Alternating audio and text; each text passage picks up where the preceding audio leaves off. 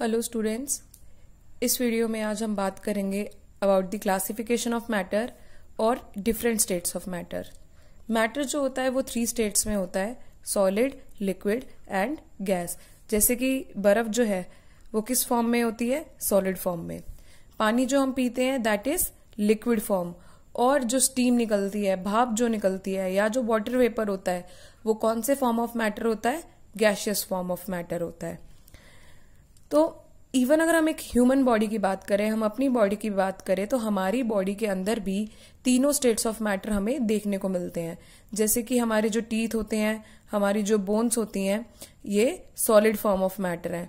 हमारी बॉडी में ब्लड है, हमारी बॉडी में वाटर है, ये कैसी फॉर्म ऑफ मैटर है? Liquid form. देन एयर जो हम ब्रीथ करते हैं वो गैसियस फॉर्म ऑफ मैटर है। सो हम देख सकते हैं कि within our own body तीनों स्टेट्स ऑफ मैटर जो हैं वो पाए जाते हैं। इस वीडियो में हम स्पेसिफिकली बात करने वाले हैं सॉलिड स्टेट के बारे में। ठीक है, सो सॉलिड स्टेट क्या है? What is the solid form of matter? Solid form of matter क्या होता है? जिसकी डेफिनेट शेप होती है और डेफिनेट वॉल्यूम होता है। शेप, फॉर एग्जाम्पल ये पेन है, इसकी एक अपनी शेप है और ये एक पर्टिकुलर जगह, एक पर्टिकुलर वॉल्यूम को ऑक्यूपाई करता है, तो this is a solid form. This notebook, ये जो नोटबुक है इसकी भी एक प्रॉपर शेप है, इसने एक प्रॉपर वॉल्यूम को ऑक्यूपाई किया हुआ है, इसलिए ये क्या है? एक सॉलिड स्टेट है। नाउ रिजिडिटी, रिजिडिटी के बारे में बात करते हैं हम। रिजिडिटी क्या होता है? Tendency to maintain shape. किसी फॉर्म ऑफ मैटर की अपनी शेप को मेंटेन करना, किसी सब्सटेंस का ये प्रॉपर्टी होना कि वो अपनी शेप को मेंटेन करने की कोशिश करे। टेंडेंसी मीन्स कोशिश, अपनी शेप को मेंटेन करने की कोशिश करे, उस प्रॉपर्टी को हम क्या कहते हैं? रिजिडिटी कहते हैं। और ये प्रॉपर्टी किस में होती है? सॉलिड्स में होती है। क्योंकि अगर मैं इस पेन को फोर्स लगाने की कोशिश कर रही हूं, क्या इस पेन में कोई भी शेप में चेंज आ रहा है? कोई चेंज नहीं आ रहा। क्यों? क्योंकि ये पेन एक सॉलिड है और इसकी कोशिश यही है कि ये अपनी शेप को मेंटेन करके रख सके। बट अगर मैं इस पेन के ऊपर ज्यादा फोर्स लगाऊंगी तो क्या होगा? ये टूट जाएगा, but it will still resist change in its shape. तो अगर हम किसी सॉलिड ऑब्जेक्ट को ज्यादा फोर्स लगाने की कोशिश करते हैं तो वो अपनी शेप तो चेंज नहीं करता, लेकिन वहां से एक्स्ट्रा फोर्स की वजह से क्या हो जाता है? ब्रेक हो जाता है। तो सॉलिड्स आर रिजिड। बट इसमें हम एक एक्सेप्शन देख सकते हैं। किसका एक्सेप्शन देख सकते हैं? हम एक्सेप्शन देख सकते हैं रबड़ बैंड का। रबड़ बैंड में क्या होता है? रबड़ बैंड एक सॉलिड है, लेकिन अगर आप उसको स्ट्रेच करोगे तब भी वो क्या हो जाती है? अपनी शेप को चेंज कर लेती है ना। तो ऐसा क्यों होता है?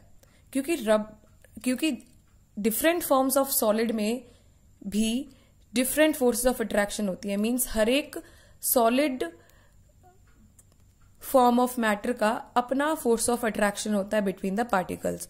तो रबड़ बैंड के पार्टिकल्स के बीच में इतना ज्यादा स्ट्रॉन्ग फोर्स ऑफ अट्रैक्शन नहीं होता कि वो स्ट्रेच करने पर भी अपनी शेप को मेंटेन करे रखे। तो बिकॉज रबड़ बैंड के पार्टिकल्स के बीच में वीक फोर्स ऑफ अट्रैक्शन है, तो अगर हम उसको स्ट्रेच कर रहे हैं, जब तक हमने उसको स्ट्रेच किया हुआ है तब तक तो रबड़ बैंड क्या करेगी? अपनी शेप को चेंज करे रखेगी। लेकिन जैसे ही हम उस फोर्स को छोड़ देंगे तो रबड़ बैंड जो है वो अपनी ओरिजिनल शेप में आ जाएगी। Understand? Next is shape and volume. Now we have already studied that solid has fixed shape and fixed volume. क्यों? बिकॉज जो सॉलिड के पार्टिकल्स होते हैं they are not free to move. Solid के particles जो हैं वो एक जगह से दूसरी जगह तक फ्रीली मूव नहीं कर सकते। Next is the density. Density की डेफिनेशन क्या होती है? It is mass per unit volume. तो इसकी यूनिट क्या बनेगी? मास की एसआई यूनिट होती है केजी और वॉल्यूम की मीटर क्यूब। तो केजी पर metre cube is the unit of density. सबसे ज्यादा हाईएस्ट डेंसिटी जो होती है वो सॉलिड में होती है। अब इस डेंसिटी टर्म को समझने के लिए इस डायग्राम को देखिए। आपने देखा है मास पर यूनिट वॉल्यूम। हम क्या करते हैं, इस वॉल्यूम को फिक्स कर देते हैं। मैंने कोई भी एक मैटर ले लिया सॉलिड का, मान लो कि मैंने ये ले लिया सिल्वर, ठीक है, मैंने सिल्वर मेटल ले लिया। उसके बाद मैंने ये लिक्विड फॉर्म ले लिया, मान लो मैंने ये वाटर ले लिया, ये मैंने गैस ले ली, ये मैंने ले ली ऑक्सीजन ले ली, ठीक है। सबका मैंने वॉल्यूम जो है वो फिक्स ले लिया कि ये जो स्पेस है वो तीनों का स्पेस सेम है, और मैं उसको मैग्नीफाई करके देख रही हूँ कि पार्टिकल्स कैसे दिखाई दे रहे हैं उनके अंदर। तो मैं क्या देखती हूँ कि ये जो सिल्वर है, ये जो सॉलिड है, इतने वॉल्यूम में बहुत ज्यादा उसके पार्टिकल्स हैं, लिक्विड में उससे कम है, और गैस में सबसे कम है। अब ये पार्टिकल्स ही हैं जो मैटर को क्या देते हैं, मास देते हैं। तो जितने ज्यादा ये पार्टिकल्स होंगे, इसका मतलब उतना ज्यादा क्या है, मास है। तो हम देख सकते हैं कि सॉलिड में ये जो मास है, ये जो पार्टिकल्स हैं पर यूनिट वॉल्यूम, ये 1 यूनिट है वॉल्यूम की। मान लो ये हमने 1 मीटर क्यूब मान लिया, हमने 1 मीटर क्यूब की वॉल्यूम ली तीनों की, तो हम देख सकते हैं कि सबसे ज्यादा मास जो है वो सॉलिड में है, उससे कम लिक्विड में है, और सबसे कम गैस में है। तो सॉलिड जो है वो सबसे ज्यादा डेंस है, उससे कम डेंस लिक्विड है, और सबसे कम डेंस क्या है, गैसियस है। तो solid they have the highest density, why, because they have strong molecular forces of attraction, क्योंकि इनके मॉलिक्यूल्स के बीच में, इनके पार्टिकल्स के बीच में जो फोर्स ऑफ अट्रैक्शन है वो बहुत ज्यादा हाई है, तभी तो ये पार्टिकल्स हम इतने ज्यादा पास पास हैं। नेक्स्ट है melting point and the boiling point. पहले हम इस टर्म को समझते हैं कि मेल्टिंग पॉइंट और बॉइलिंग पॉइंट होता क्या है। मेल्टिंग पॉइंट होता है जब किसी सॉलिड को लिक्विड में कन्वर्ट कर दिया जाए। कोई सॉलिड लिक्विड में कैसे कन्वर्ट होता है, जब हम उसको हीट दें, जब आइस का टेम्परेचर, आइस को हम फ्रिज से बाहर निकाल देते हैं तो वो हाई टेम्परेचर में हो जाती है, जिसकी वजह से वो किस में कन्वर्ट हो जाती है, पानी में कन्वर्ट हो जाती है, लिक्विड में कन्वर्ट हो जाती है। तो मेल्टिंग पॉइंट वो टेम्परेचर है जिसमें कि जो सॉलिड है वो किस में कन्वर्ट हो जाता है, लिक्विड में कन्वर्ट हो जाता है। फिर आता है बॉइलिंग पॉइंट। बॉइलिंग पॉइंट वो टेम्परेचर है जिसमें कोई लिक्विड जो है वो गैसियस में कन्वर्ट हो जाता है। तो अगेन हमें लिक्विड को हाई टेम्परेचर देना पड़ेगा ताकि वो गैस में कन्वर्ट हो सके। तो जो सॉलिड होता है उसका मेल्टिंग पॉइंट और बॉइलिंग पॉइंट दोनों ही रूम टेम्परेचर से ज्यादा होता है। Then compressibility. कंप्रेसिबिलिटी का मतलब क्या होता है कि हम किसी सब्सटेंस को प्रेशर दे दें ताकि उसके जो पार्टिकल्स हैं वो एक दूसरे के पास पास आ सके। जैसे मान लो ये दूर दूर थे पार्टिकल्स, अगर तुम उसको हर जगह से क्या करोगे, प्रेशर दोगे। अगर तुम उसको हर जगह से प्रेशर दोगे तो ये पार्टिकल्स क्या करेंगे, आसपास आएंगे। इसको हम क्या कहते हैं, कंप्रेसिबिलिटी कहते हैं। तो सॉलिड्स में क्या होता है, बिकॉज सॉलिड्स में पार्टिकल्स ऑलरेडी इतने ज्यादा पास होते हैं कि उनके बीच में स्पेस ही नहीं होता कि हम उनको और पास ला सकें। तो इसलिए सॉलिड्स जो होते हैं वो ऑलमोस्ट इनकम्प्रेसिबल होते हैं, क्योंकि उनके बीच में, उनके पार्टिकल्स के बीच में जो स्पेस होता है जिसको इंटरमोलिकुलर स्पेस कहा जाता है वो नेग्लिजिबल होता है। नेग्लिजिबल का मतलब है ना के बराबर होता है। Then fluidity. फ्लूइडिटी का मतलब होता है एबिलिटी टू फ्लो, बहना। अब आप एक सॉलिड को लो, अगर मैं इस पेन को छोड़ दूं, क्या ये बह रहा है? Can you see it flow? No. So this is not a fluid.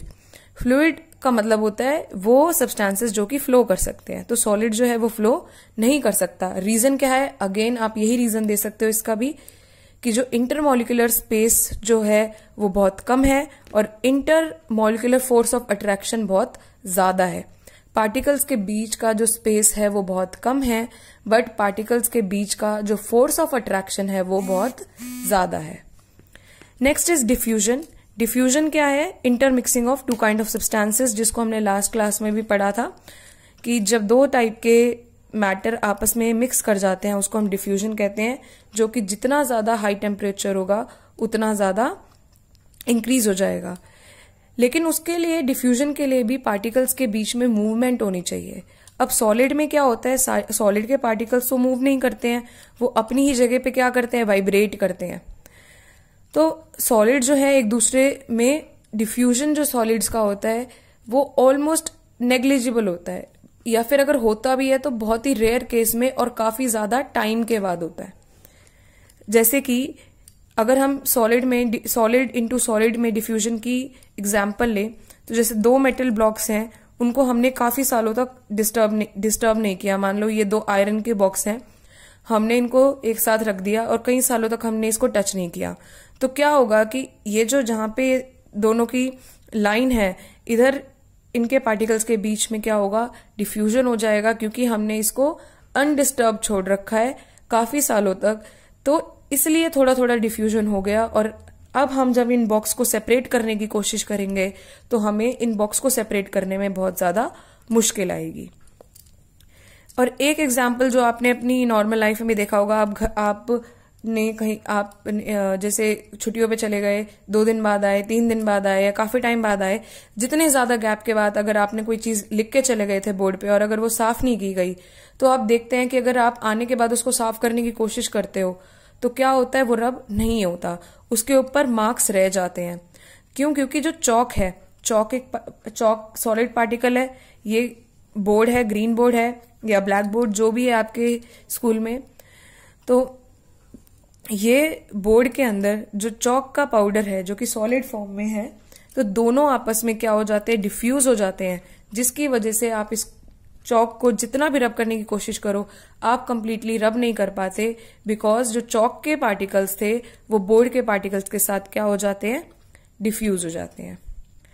So this is all about the properties of solid state, and in the next class we will discuss about the liquid state and the gaseous state. I hope the lecture is clear to you. In case you have any problem, then please comment in the comment box below. Thank you. Have a nice day and God bless you all.